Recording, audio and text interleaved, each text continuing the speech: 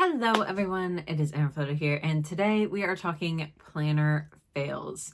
So I always think that it's helpful to not act like everything is perfect in your planning world, especially from creators. Things just don't always go correctly, right? Spreads that you create are not always A+ material, right? So one of the things that I thought would be helpful is hearing from a creator some of their planner fails from this year. So let's go ahead and get into it. The first one is an overall like 2024 wide issue, and that is setting up everything ahead of time.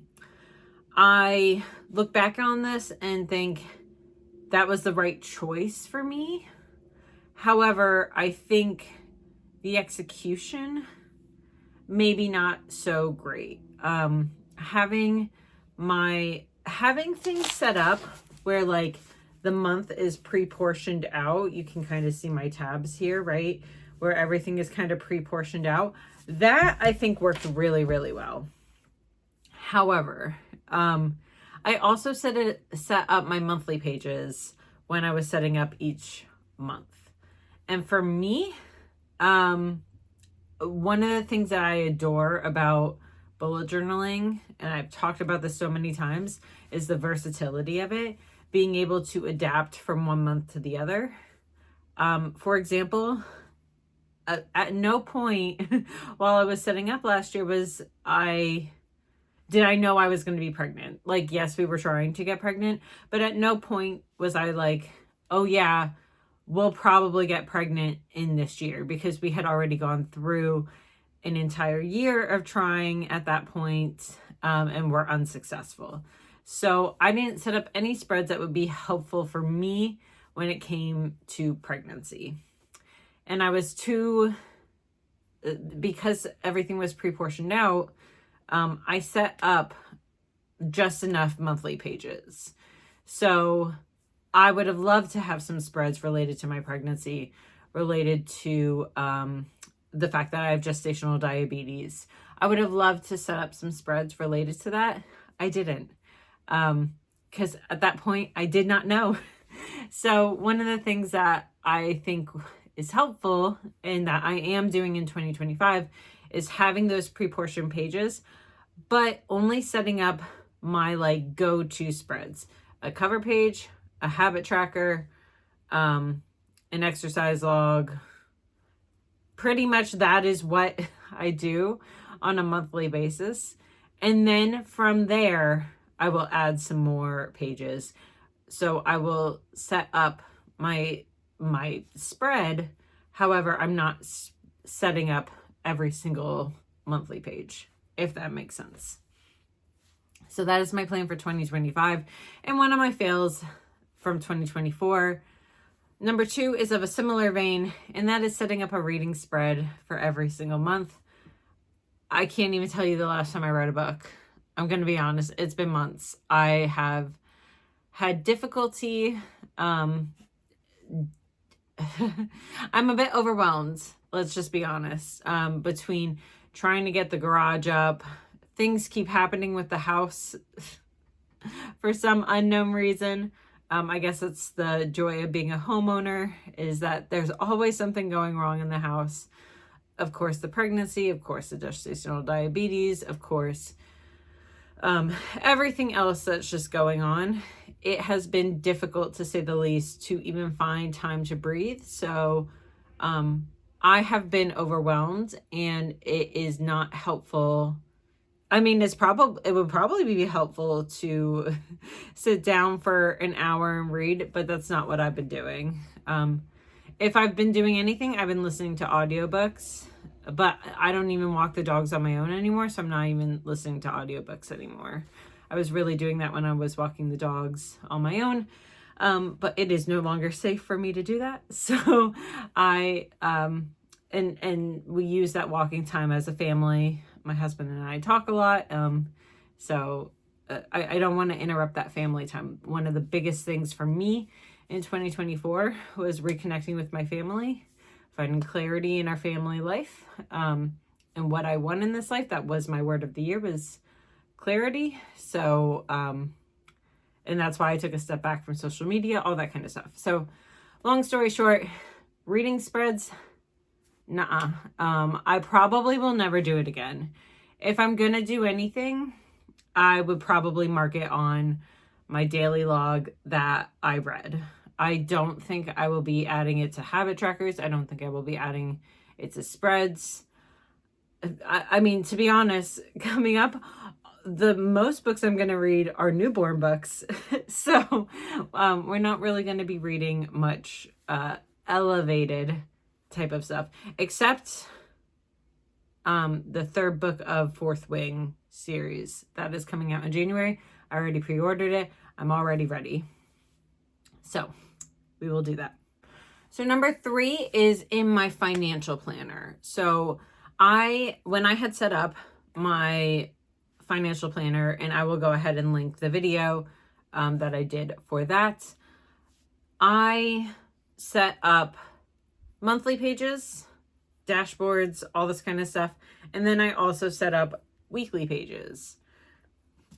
No, I am not one of those people that can do that. Again, everything has been pretty overwhelming this year, but I am not going into another planner on a weekly basis.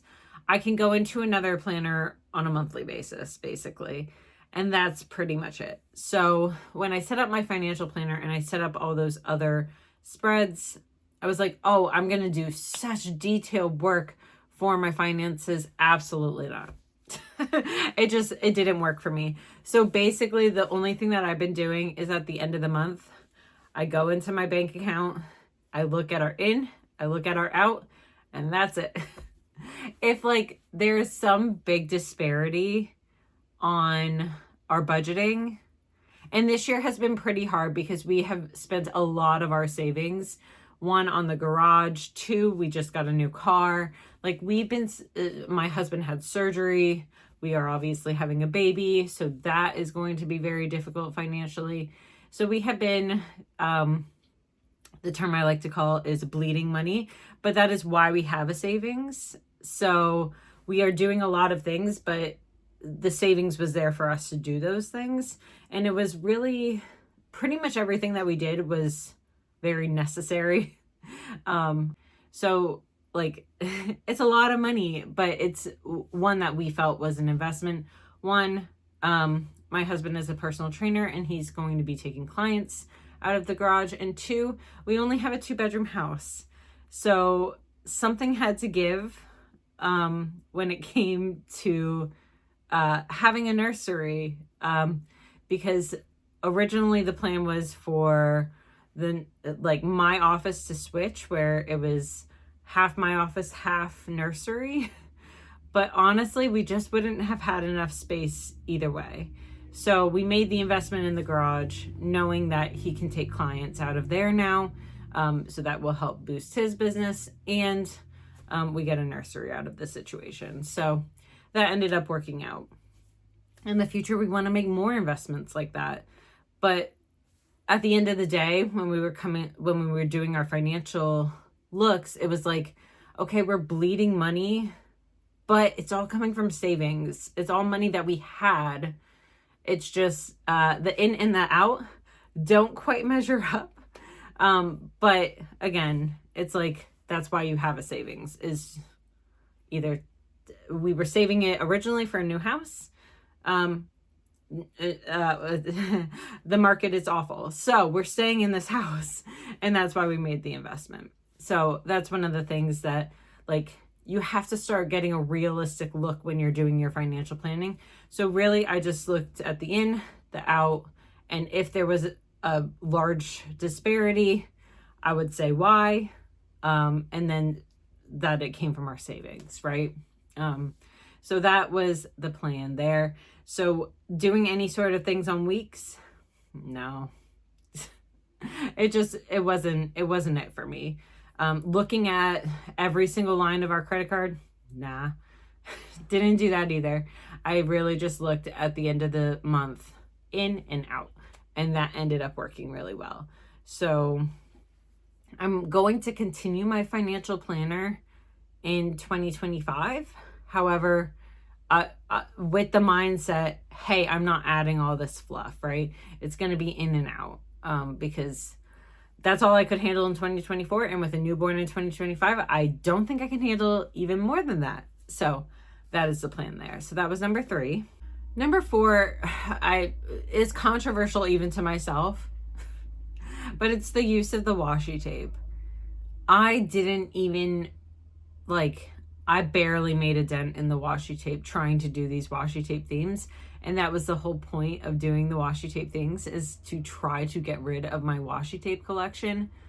I'm probably going to box it all up and say, hey, who wants it for like $25, $50? I don't know. There's so much washi in there. And I'll send it to whoever. I don't even care at this point. I don't use washi tape. Even though I was using washi tape this year, honestly, it was kind of hard to work with. I love the looks of the cover pages. Don't get me wrong. I will love that till the day that I die. But man, the washi tape, I felt all levels of creativity just absolutely drain from me. And that kind of stinks. And I mean, again, I'm kind of happy that I did it, because I don't know how things would have been with doing monthly plan with me's, particularly in my first trimester when I was dead, just dead. I was so tired all the time. I felt like I could barely move off the couch half of the time. So I don't know how I would have been filming monthly plan with me. So I understand that it was necessary. I'm glad I did it. I still think it's a fail because it zapped my entire creative being, and I barely made a dent in the washi tape collection that I had, and that was one of the main purposes of doing a washi tape theme. So am I glad I did it? Sure. Do I wish it would have worked out better? Yes. Do I wish that I would have had some more flexibility to doing some drawings as well as the washi tape? Yeah. So it's just been a struggle that way, to be honest with you. It really has been. I have felt, because I started doing the digital sticker kits, that did help with my creativity. But honestly, I felt so drained of it, to be quite frank. And it was really frustrating a lot of the year. And so that overall concept, again, looking back, I couldn't have made another choice, but I still feel like it was a fail. So number 4 was doing all washi tape themes. I don't think I'll ever do that again. I'm just going to get rid of my washi tape. I think I'm going to keep like a few of them that like are special to me, or I'm still doing washi tape in my 2025 financial planner, so I'll probably keep the washi tapes associated with that.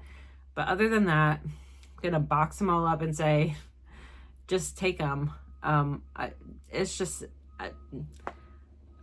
otherwise they're going to waste. They're just sitting there. And you know what? That hurts the washi tapes, because some of those washi tapes aren't even useful anymore. Like, yes, you can like kind of make them work, but like half of them aren't really that sticky anymore. I've had to use glue to help glue down some of those washi tapes. So yeah, that's basically how I feel regarding that. Last but not least is the pregnancy planner. Now, I like the concept of doing that. I like being able to memorialize things in that planner.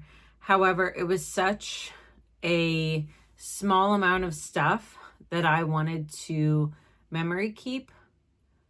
And then there's so much planner left.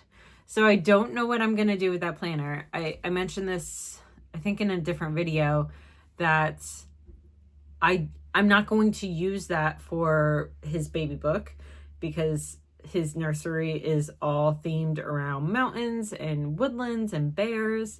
So doing a galactic theme didn't really vibe with what his baby book should be to me.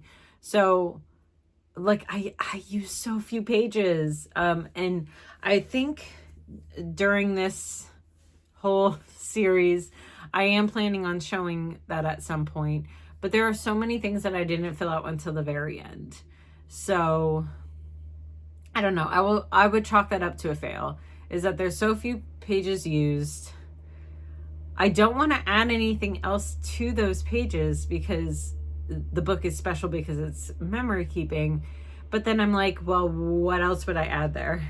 So I'm still trying to figure that out. Who knows? But I would chalk that up to my biggest fail, is that like I basically wasted an entire book. Because like I don't have anything else to do with it. So anyways, that's what I've got for you today. Those are my 5 biggest planner fails of this year. Hopefully me talking through this makes you realize that everyone fails. Planner systems fail all the time, and you just have to keep working to find what works for you, and then use that knowledge to help you plan for 2025. There are so many things related to this that I have said, hey, in 2025, I can't do this. For example, any washi tape. We're not doing washi tape at all. For example, setting up monthly pages. I need to do that on a month-to-month basis. That's the only way it's going to work for me. So use all of that stuff as motivation and as knowledge for you to make better informed decisions for 2025. And you know what? You're going to screw up in 2025 too. I promise. Everyone does. I do all the time. So, but it's a learning experience. I view my planning journey as a tool to help my brain, especially my little baby brain right now. It's the size of a nugget. It doesn't work. I use my planner system as a tool, and then sometimes those tools fail and you need to adjust the tools that you are using. So don't be afraid to try something new. If it doesn't work, it doesn't work. You flip the page, you try something new again. So that is what I've got for you today, and I will see you tomorrow. Bye, everyone.